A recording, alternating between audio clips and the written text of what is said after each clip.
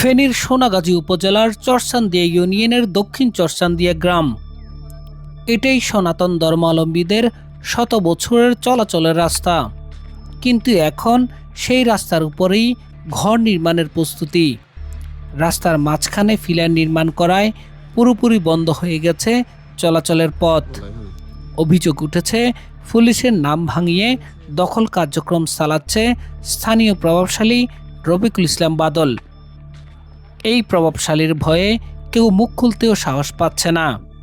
রাস্তা কিন্তু অনেক পুরানা। এটা দিয়ে হিন্দু মুসলমান এই এলাকার প্রায় সবাই হাঁটাউটা করে। ইভেন কি আমরা ছোট থাকতে পর্যন্ত আমরা এখনো চলাফেরা করি। আমরা তো নিরীহ হিসাবে চাই যে আমরা অতীতে যেভাবে চলছি ভবিষ্যতে এইভাবে যেমন চলতে পারি।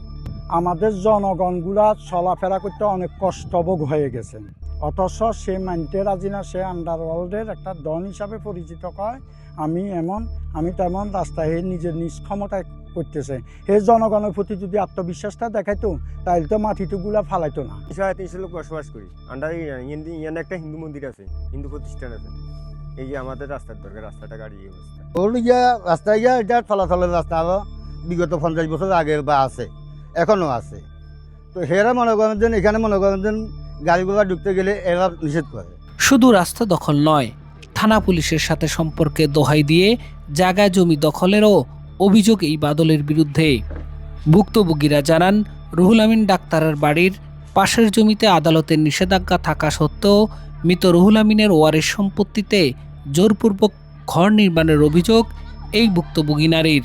আর এখানে অনেক অংশ মানুষ তো হিন্দু, এরা ভয়ে ওর যেহেতু বলছে ও সার্কেল এসপি ওর আত্মীয়, ওর নিজের মানুষ, তারপরে থানা হচ্ছে ওর পকেটে থাকে। এখন ও তো আর এই জন্য কেউ আর মুখ খোলার সাহস পাচ্ছে না। আর এখানে আদালত থেকে নির্দেশ দেয়া আছে যে আদালতের অনুমতি ছাড়া কাজ করা যাবে না, কিন্তু এটা আমি চাই মানুষের চলাচলের পথটা যেন আগে যেভাবে ছিল ওইভাবে করে দিক, আর আমার জায়গাটা আমি যেন ফেরত পাই। অভিযোগের বিষয়ে রফিকুল ইসলাম বাদলের সঙ্গে যোগাযোগের চেষ্টা করা হলেও একাধিকবার ফোন করেও তাকে পাওয়া যায়নি।